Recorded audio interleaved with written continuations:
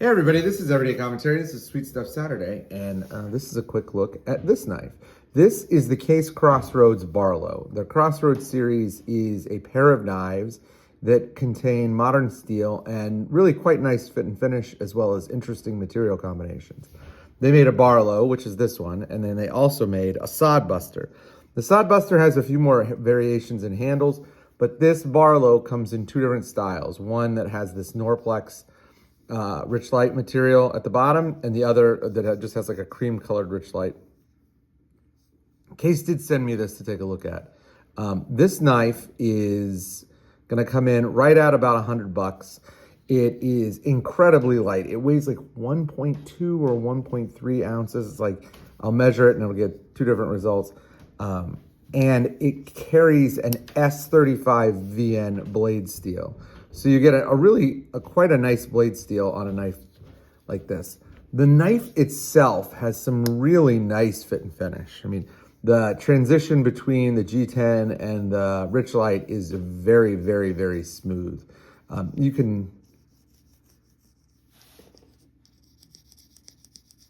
kind of hear the transition.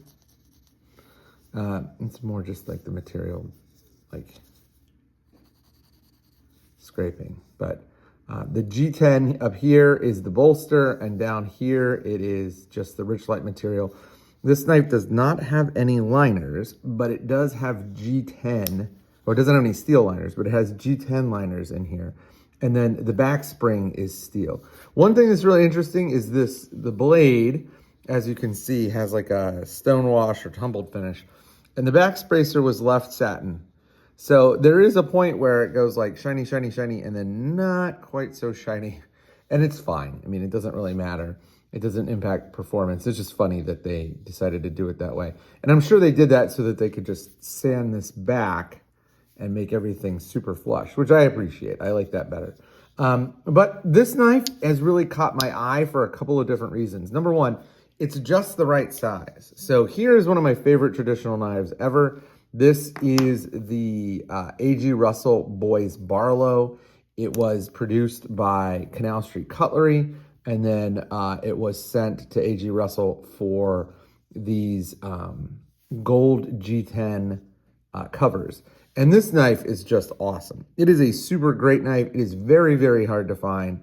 It has a 440C blade, and it has that really nice Barlow shape where it has the bolster, although this is not quite as long as the bolster on the Crossroads. But as you can see, they're almost exactly the same size.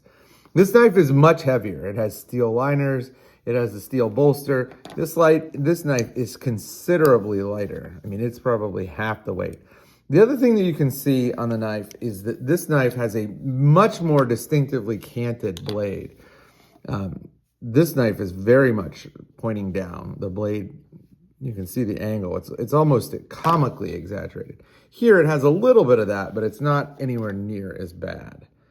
Or good, depending on how you look at it. Because what this does is it forces material into the blade. So like when you're pulling a rope, it'll bunch it down here at the bottom, and it makes it much easier to cut. It essentially gives you the benefits of a recurve blade without having the sharpening difficulty of a recurve blade because of this negative angle.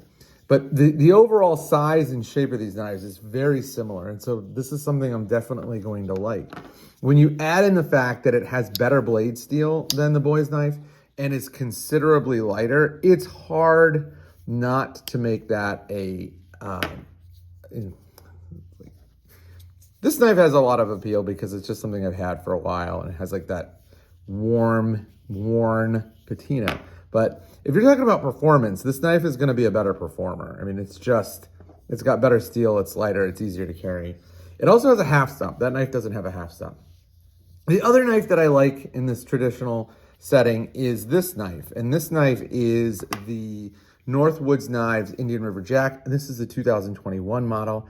It runs 1095 steel, and it is just a killer blade. It is so good. It also has that negative blade angle, so you can see that it's not quite as exaggerated as it is on the Boys knife. This is one of my very favorite knives of all time. It is exceptionally well made. It has a cigar style handle, simple, easy. It's got double bolsters, and it has brass liners on these burgundy micarta covers. This knife has a shield. This knife has a medallion. The medallion's not the same as a shield. I think the shield looks cooler because it's a more complex and intricate design, and getting that to fit right just shows a level of mastery that you don't get for a shield. This knife is also exceptionally hard to find, but it is really a great performer. Ironically, these are about the same weight, even though this one is considerably larger. I mean, here, let me see if I can open this. I mean, the boy's knife has like a 2.65 inch blade, and I mean, it's just a much bigger knife. But these are my favorite traditional knives on the market right now.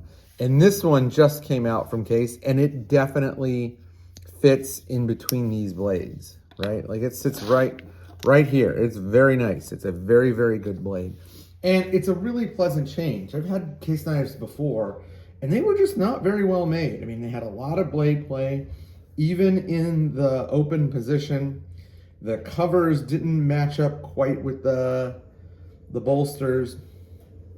It was not like one or two. It was like 3 or 4 of them. And so I finally just decided, like, you know what? I'm not really going to do the Case knives thing. There are lots of people talking about Case knives. I just don't need to be one of them.